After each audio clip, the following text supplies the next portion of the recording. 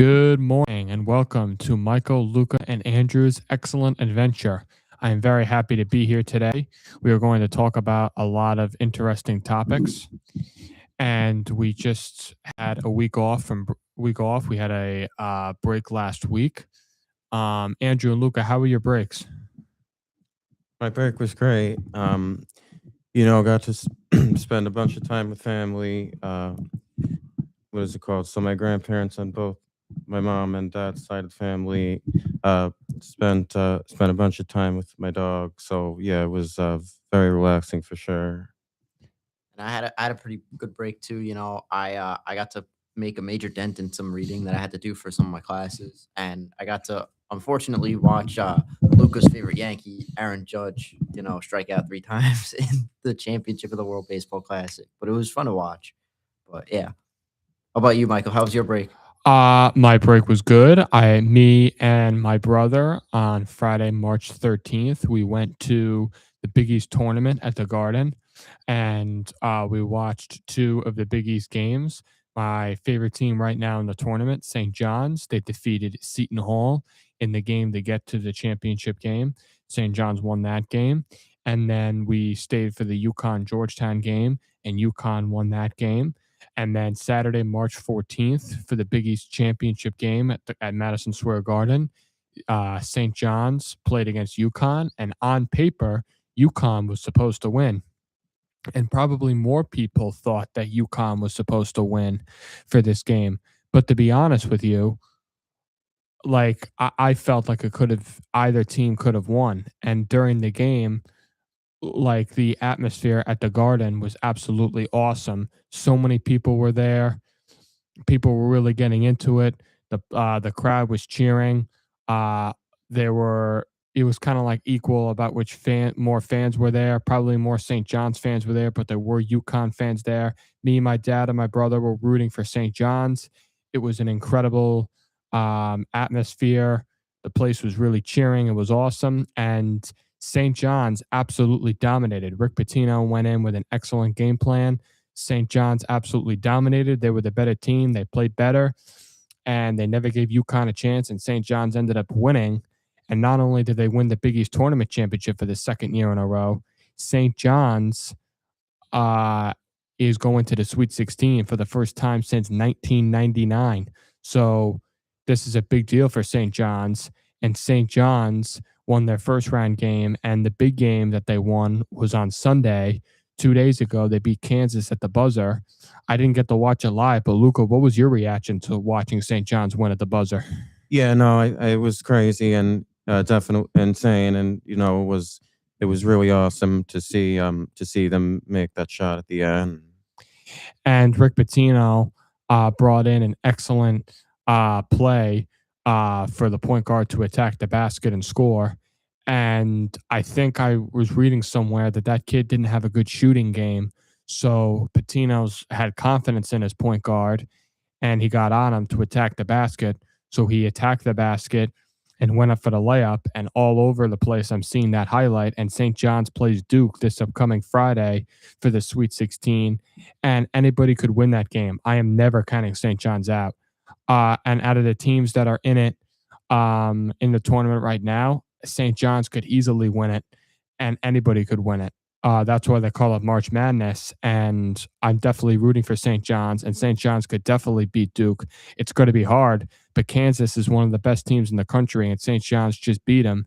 So, and St. John's was dominating for a lot of the game, and Kansas came back, and St. John's ended up winning the game in the end. St. John's could beat anybody; they could compete with anybody, and I have a lot of confidence in them. And when you have a coach like Rick Pitino in there, anybody could really win. Luca and Andrew, who would you like to see win the championship for March Madness? Um, yeah, I'd have to agree with you. I would like to see definitely would like to see St. John's win. Yeah, that would honestly be pretty cool too. To see St. John's win. And correct me if I'm wrong, but I think they're what, like the number 5 seed. Yes, they are. But yeah, that would be. It's like, all right, like you were saying before. And it's anybody's game. Anybody could win it, but they still have a pretty good shot, even though they're in the number 5 seed, to win it, and I think it would be great to see St. John's win. Without question, it would be great.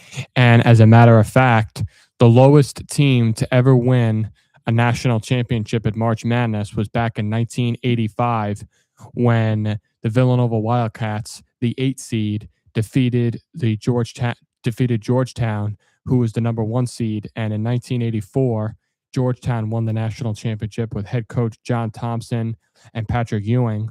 And going into the 1985 season, Georgetown was heavily favored to win the national championship again. They were looking to go back to back. They were the best team all season. They were dominant. Nobody can compete with them. And in the 1985 season, Georgetown beat Villanova twice during that season. And then Georgetown played Villanova in the national championship in 1985. And Villanova played the perfect game in that championship game, led by Ed Pickney, Harold Jensen, Dwayne McClain.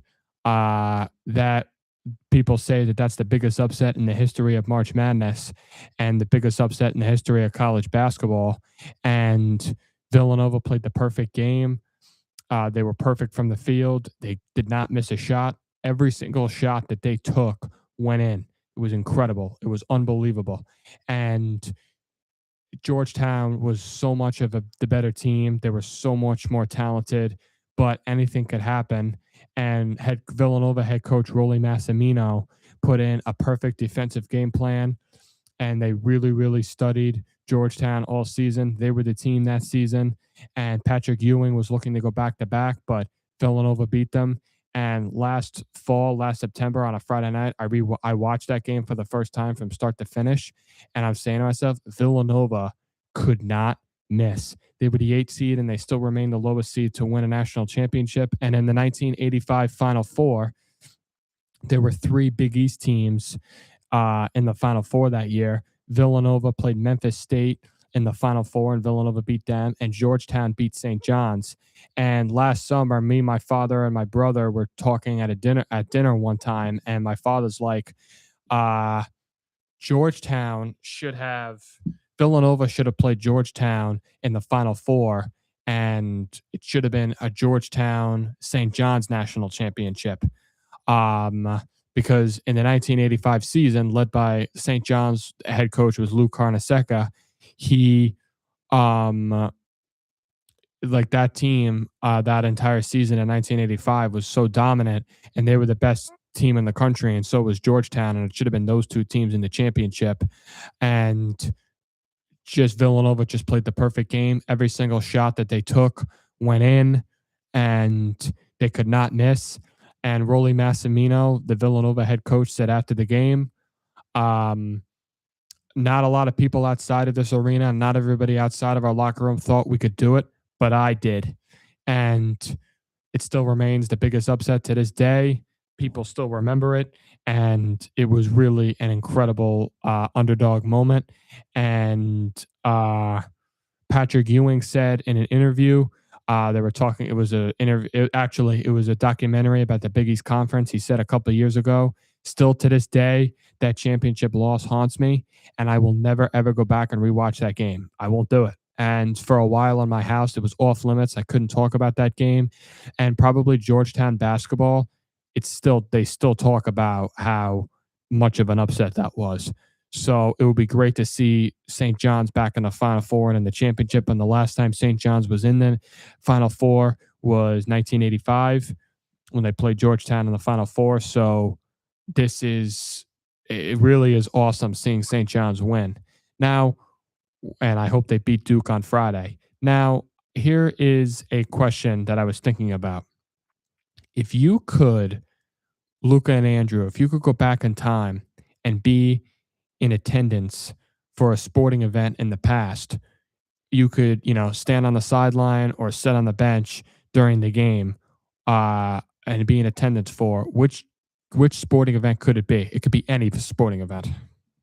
I would probably pick any of the games in the 2015 World Series. That was where the New York Mets played the Kansas City Royals. And the reason that I picked this event specifically is because it's the only time the Mets made it to the World Series in my lifetime. And regardless, the Mets ended up losing in the World Series to the Royals, but still, it's cool, to see the Mets in the World Series. And I'm sure, Luca, you could probably say the same thing about the Yankees, even though they lost a couple of years against the Dodgers a couple of years ago. It's still cool to see them in the World Series. Yes, I would actually say, yeah, the World Series from 2024, Yankees versus Dodgers. I feel like would have been very cool to be in attendance for that one. Are there any other sporting events you could think of? I would probably say just like I don't know, like any game that the Mets had like in the early 2000s, maybe like even the game after and this could apply to like any sport, but specifically like the New York Mets, like the game right after like the 9/11 attacks, because I know they stopped playing games for like a little while because of the attacks, and then when they came back, it was just like so much of like a different energy with like the crowd and the players. Like, it was very emotional, and that's a game that it's cool to be there, to see all that in the stadium. Luca, can you think of any other? Yes, I'd probably have to say 2009, which was the last time the Yankees actually won a World Series. I you know that even though I was pretty young then, it would be pretty cool to have been in attendance for that and to witness it. Now, if I could go back and be in attendance or sit on the sideline or sit on the bench during a past sporting event, right now in March, and still to this day, it remains the best sporting event I've ever watched on TV. I remember it so well. Um, I honestly, if I could go back and be in attendance for a past sporting event, I would go back to the 2016 national championship game between Villanova and North Carolina. Still to this day, that to me was the greatest national championship game ever played. And I would uh, go back and I would be in attendance for that game because the Villanova 2016 team was my favorite team ever in basketball, led by Ryan Arcidiacono, Chris Jenkins, Josh Hart, who's on the Knicks now, Jalen Brunson, also on the Knicks, Phil Booth, Mikal Bridges. That team was elite. They played with so much heart. They played together, and there was just something so special about that team, and it was so special watching them play that season. And I was in fourth grade. It was on a Monday, April 4th, 2016. I remember it so well. The game was played in Houston, where the Texans play, and it was just back and forth the entire game, and you could not get up off your seat. And you could not just get off your seat. You were like so into the game, and even if you're not a basketball fan, you would still be into that game because it was back and forth. Too legit. Every single player on North Carolina was so good. They were so evenly matched. It came down to the wire, and Chris Jenkins hit the buzzer beater, which remains one of the clutchest shots ever in basketball. And I was so excited when Villanova won, and I could like being in the stadium and being in the on the court during that game or being in attendance for that game. I would probably go to that one because like a championship game right in front of me, watching a Villanova team like that, I would probably be in attendance for that game because it was so special. It was such a clutch shot, and that was actually when they won it in 2016. That was their first championship game, first championship win since 1985 when they beat Georgetown when they played the perfect game. So I would be in attendance for that one. And if I had to choose another sporting event that I could be in attendance for, there's actually a lot, but I would choose the Super when John Elway won his first Super Bowl against Brett Favre. It was in California, Super Bowl 32. It was back in 1998, and the Broncos beat the Packers, and the Packers were the defending Super Bowl champions. They had won it the year before, and they were heavily favored to win back-to-back, kind of similar to what happened with Georgetown in 1984 and 1985.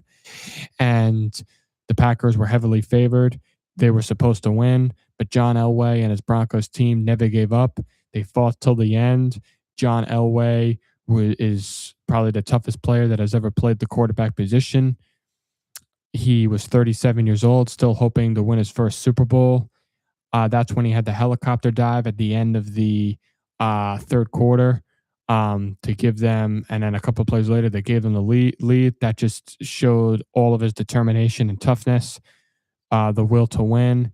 And I would also go to the Super Bowl when Peyton Manning, who it's actually Peyton Manning's birthday today. Happy birthday, Peyton Manning.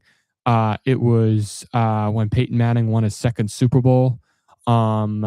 They He was on the Broncos and he played in his final game. That was also one of the best sporting events I've ever watched on TV. If I could be in attendance for that, because Peyton Manning was by far my favorite player ever. I always rooted for him. You always wanted to root for him. He was such a likable guy, and he played so hard, and he played with so much heart and so much passion, and you always wanted to root for him to win. So if I was in attendance, I would like to be in attendance for that game, seeing my favorite player win. Now, here's a question for you guys. I'm a big movie fan. We're all big movie fans. If you could spend the day with one movie character, and like the movie character that was in the movie, you could spend one day with that person. Which movie character would you pick? Honestly, I would say, it'd be pretty cool to spend the day with Rocky, because, he's just got so much grit and resilience, and he's a real, like, tough guy, and he, like, never gives up, has a great personality too. And then, of course, he has Adrian and Buckus, which are very cool. So, uh, yeah, I would definitely say Rocky for sure. I would say, if I had to pick between one or two, I would go from the first Happy Gilmore movie. I would go either Happy Gilmore or Shooter McGavin. Shooter McGavin is actually that actor is actually a very funny actor. And he's a very nice man. He did a autograph signing at the Yankees AAA complex in Scranton, Wilkes-Barre. It was like a little bobblehead of him that they made, and they were giving it out to all the fans. And and he had like a little table set up, and all the fans were going up, and they were asking him to sign like the bobbleheads, and he was doing that, and he's taking pictures with them and all that, and it was really really nice. So it would be Happy Gilmore and Shooter McGavin. Can you think of anything else? Any other characters? From like another movie, I would say maybe um maybe Will Ferrell's character from Step Brothers. That'd be another good one. But yeah, that's one of my favorite movies of all time. Now, if you could do like if you could spend a day with them, what would you do with them for that day? I would build a bunk bed with the characters from Step Brothers. So many activities. That would be very funny. And Luca, what would you do with Rocky? With Rocky, I would definitely like for him to, to show me his training routine, and like, yeah, like how he gets ready for his fights, and yeah, it would be cool, like, for him to like introduce me to Adrian and Buckus and stuff like that. Now, here's a trivia question. Which Rocky movie did Adrian give the dog buckets to Rocky? Rocky one. Yes. Now, if I could choose to spend the day with one movie character, honestly, I would go with you, Luca. I would definitely pick Rocky Balboa because he is such a likable guy. You root for him. He's very funny, very down to earth guy, and you would want to like be friends with him. And when I watched the Rocky movies, like I would want to hang out with him and be friends with him, and I would definitely hang out with him because he's a very likable guy, very tough guy, has a great heart, passionate, doesn't care what others think. And even though not everything always went his way, he never gave up. And he was just a very, very likable guy. And I could also relate to him when things don't go my way, but he never gave up. I would choose him. And what would I do with him for the day? I would probably watch one of the Rocky movies, and I would also maybe watch one of the First Blood movies, and I would probably take him out to dinner. I would probably go on a run with him, and I would probably go on the treadmill, and I'll probably will ask him if he could show me how he trains, and I would also ask him a few questions like, "What was your favorite Rocky movie that you were in?" Or "What was your favorite fight?" Or "What was like the most beating you took?" Or "What was the out of all the fights you fought again, out of all the fights you had, what was the one that you were the most happy with in the end?" So I would probably definitely choose him. Now, guys, have you ever seen the movie Ferris Bueller's Day Off? No, I never have. I have, but it's been a really long time, and it's kind of like fuzzy in my mind. That is one of my favorite movies of all time. It's a classic. And the first time I watched that movie, ironically, I do remember the date. It's tomorrow, which is my mom's birthday. I watched it for the first time with my whole family on March 25th, 2012. I was in kindergarten, and as a family, we sat down and we watched it. And my favorite character in that movie is Ferris's friend Cameron.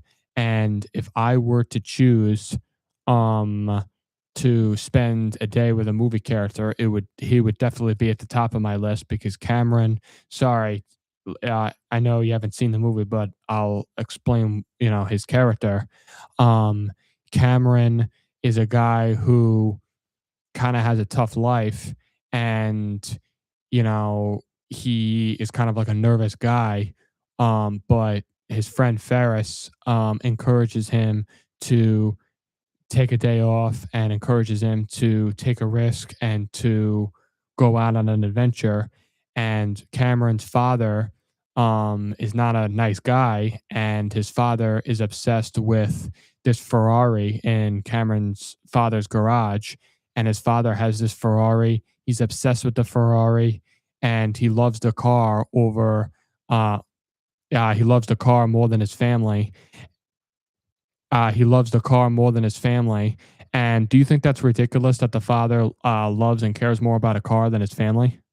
Yeah, I actually do think that that is pretty ridiculous. Yeah, Like, family should come first before anything. absolutely. I agree with Luke on that one. The fact that he would prioritize a car over people is kind of crazy, especially his family.